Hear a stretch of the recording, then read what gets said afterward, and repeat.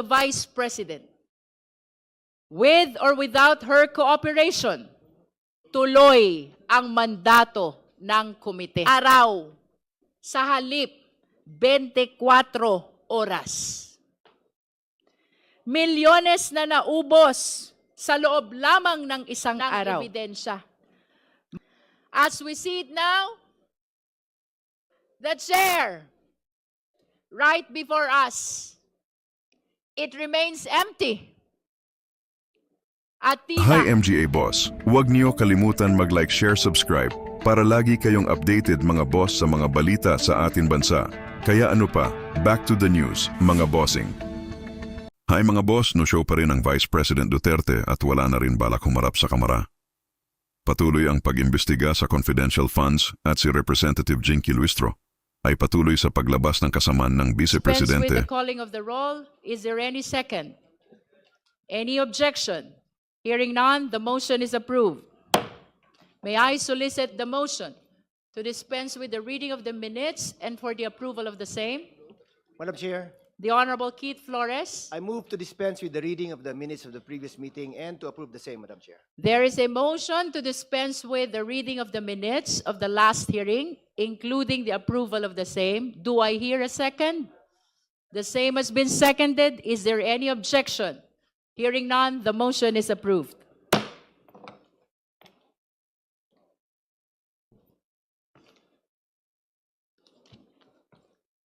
The chair will address the committee.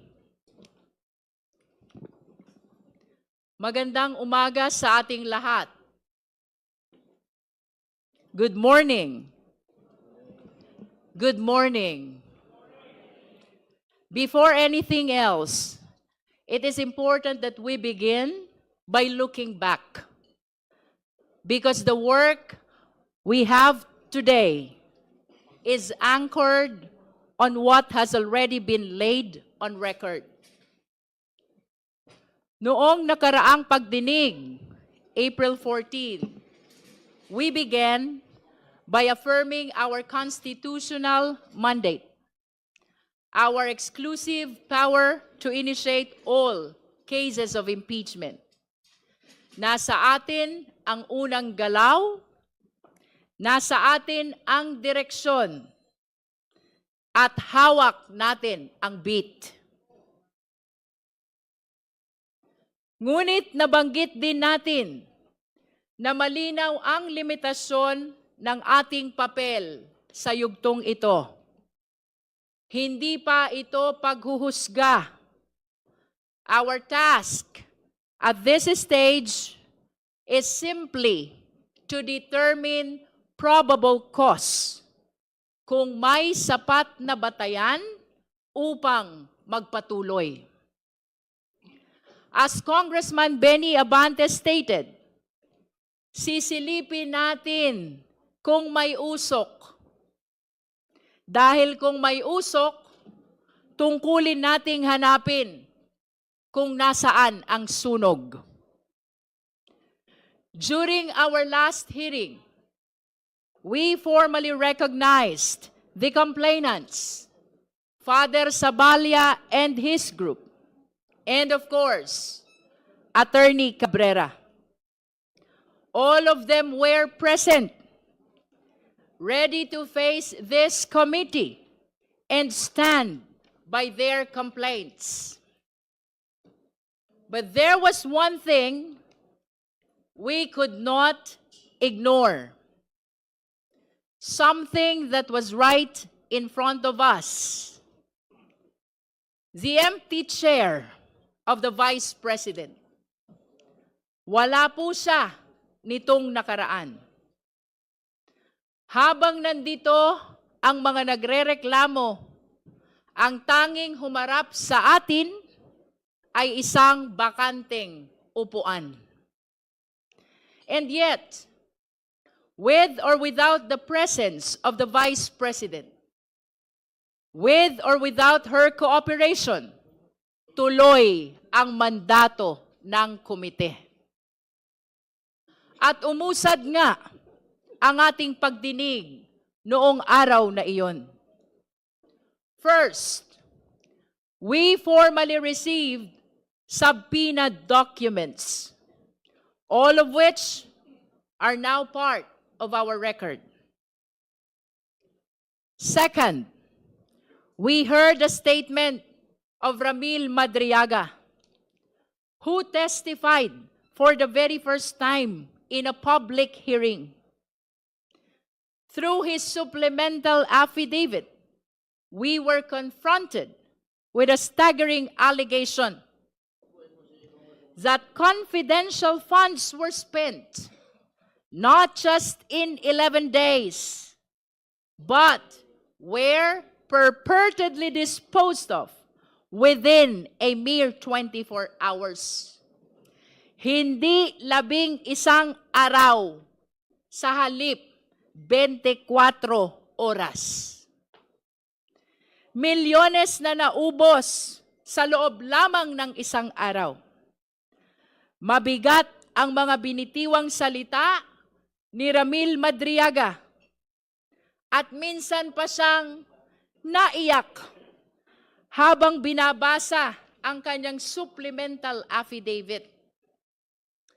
To back his words, he signed a bank waiver to prove that he has nothing to hide.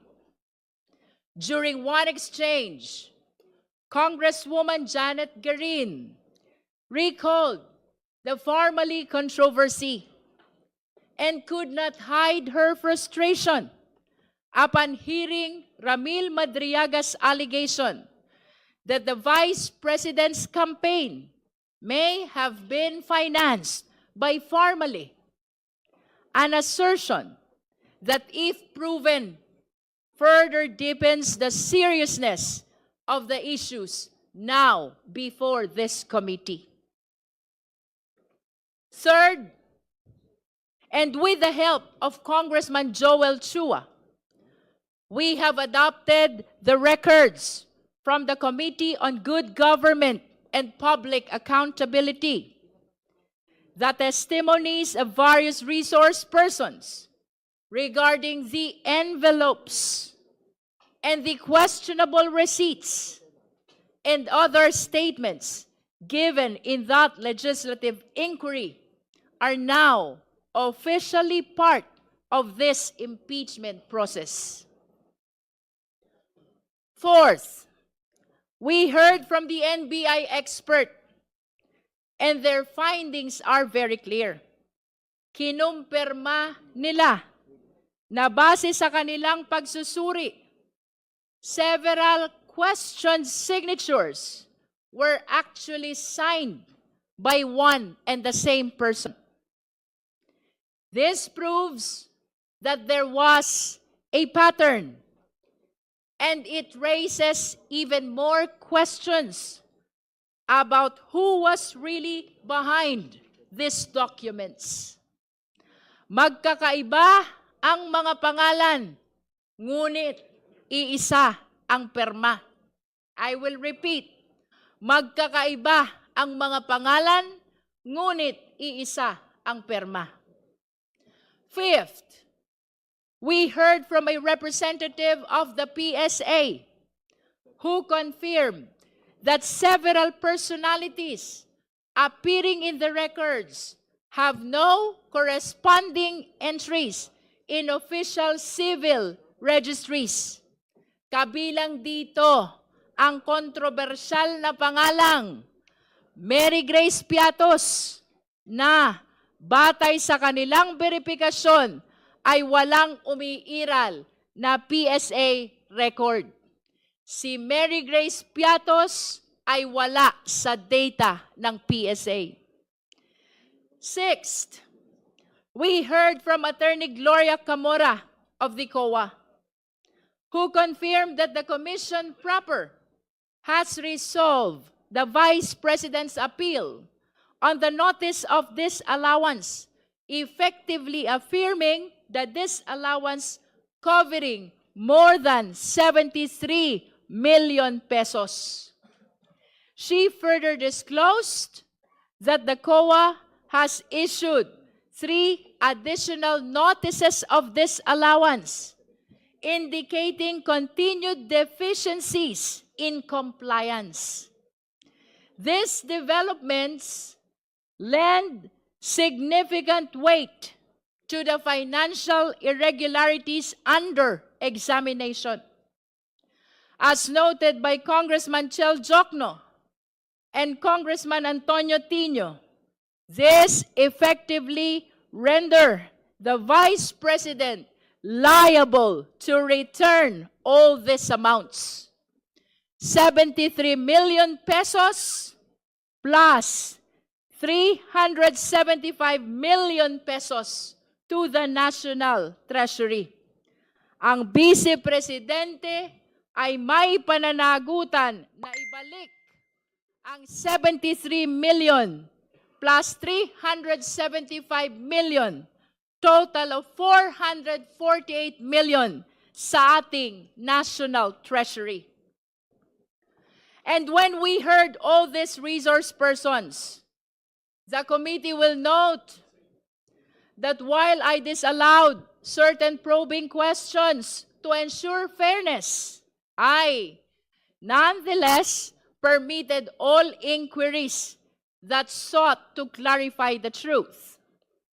On that note, the records will reflect that the arguments regarding the difference between credibility and character, as well as the confusion between page numbers and dates, were stricken from the record. We have done this to maintain the integrity and order of these proceedings. Sa kabuuan, what we saw was not a single piece of evidence, but a body of evidence. Hindi pa isa-isa, kundi magkakaugnay.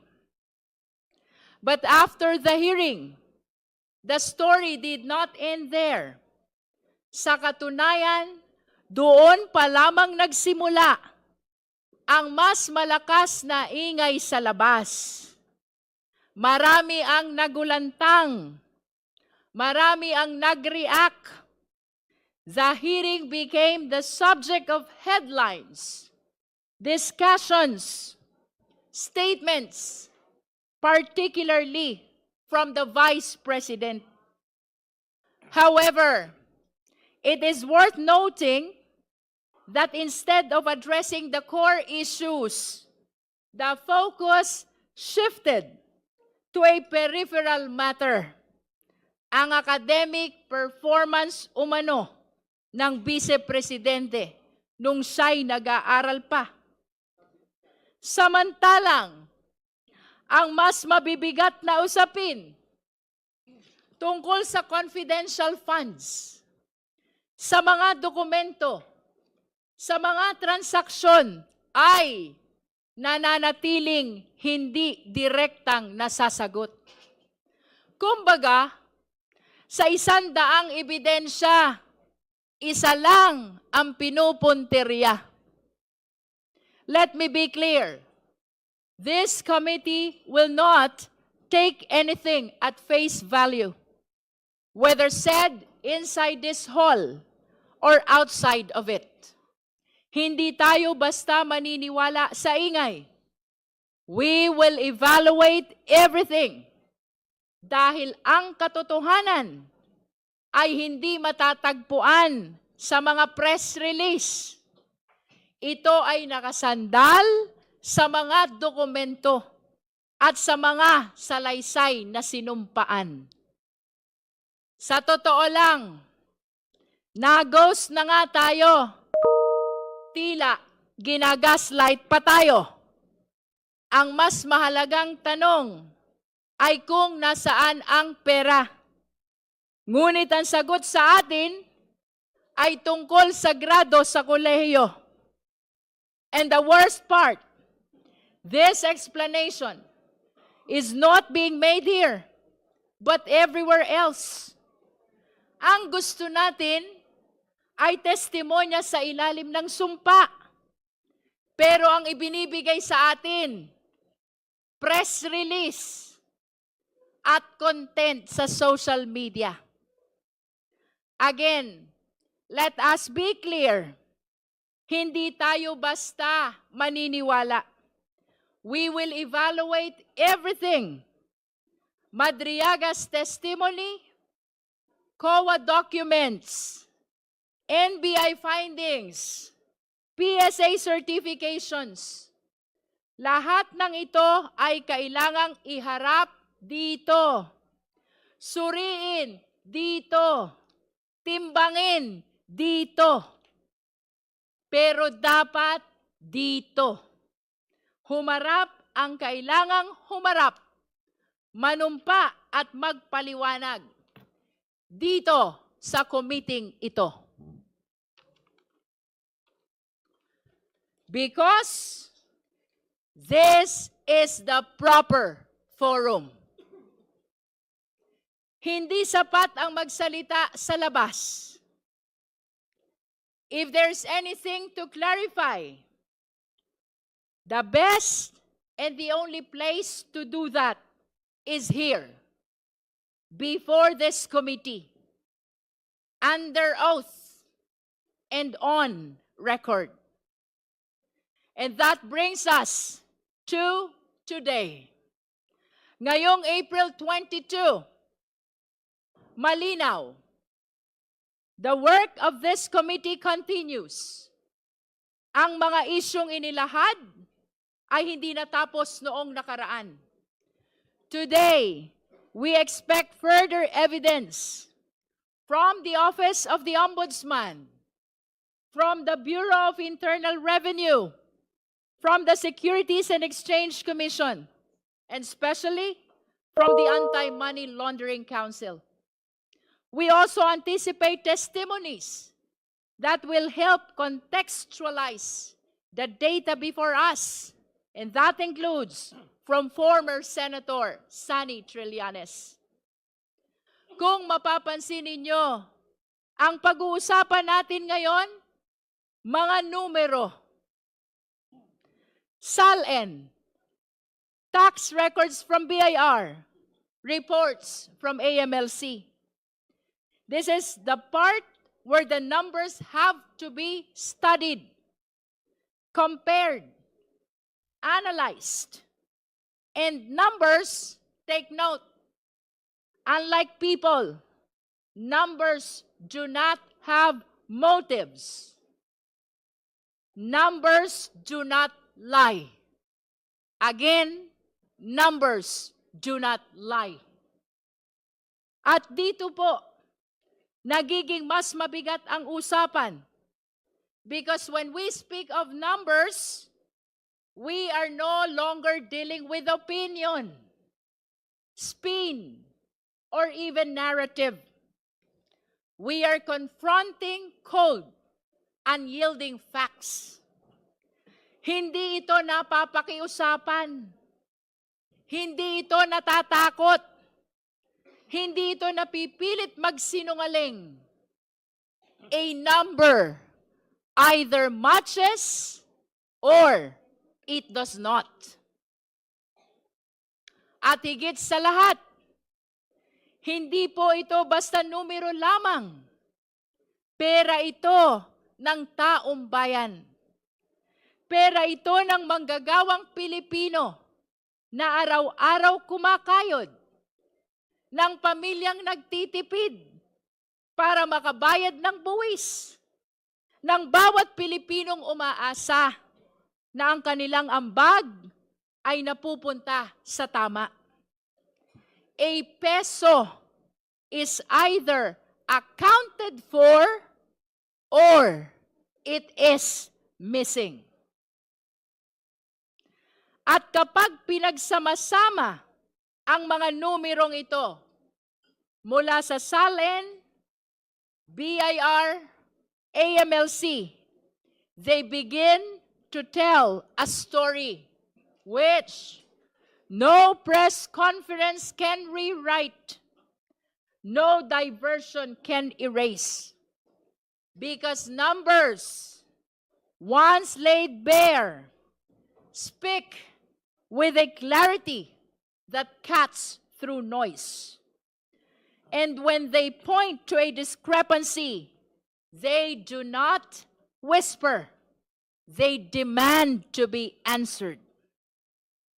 Kung ayaw magsalita ng tao, kung ayaw humarap ng vice-presidente, hayaan natin na ang mga numero ang magkwento. Sa hearing na ito, we shall therefore enter the territory of forensic truth. Sa pamamagitan ng mga numerong ito, malalaman natin ang tunay na pagkatao sa likod ng posisyon. Siya ba ay tunay na public servant o isa pa lang private billionaire? At ang direksyon natin ngayon ay simple, ngunit matibay. We follow the evidence wherever it leads. Hindi tayo magpapadala sa ingay. Hindi tayo lilihis sa proseso. Ang ating sandigan ay ang konstitusyon at ang ating layunin ay ang katotohanan. Because in the end, ang tanong ay hindi kung sino ang pinakamalakas ang boses.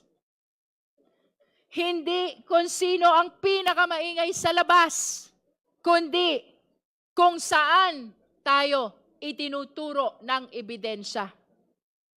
As we see it now, the chair right before us, it remains empty. At tila, sanay na po tayo sa tanawing iyan.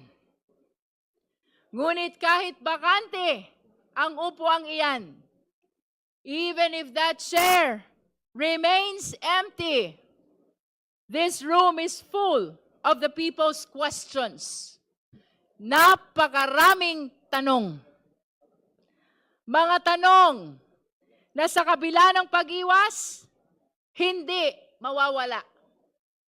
Sa kabila ng pananahimik, hindi maglalaho. Mga tanong na kailanman ay hindi kayang takasan ng bakanteng upuan. Not today. Not anymore. Let the evidence speak. Let the numbers testify. Let the chips fall where they may be. Let us finally resume this hearing. With that, this committee shall proceed. Madam Chair. The Chair, the Honorable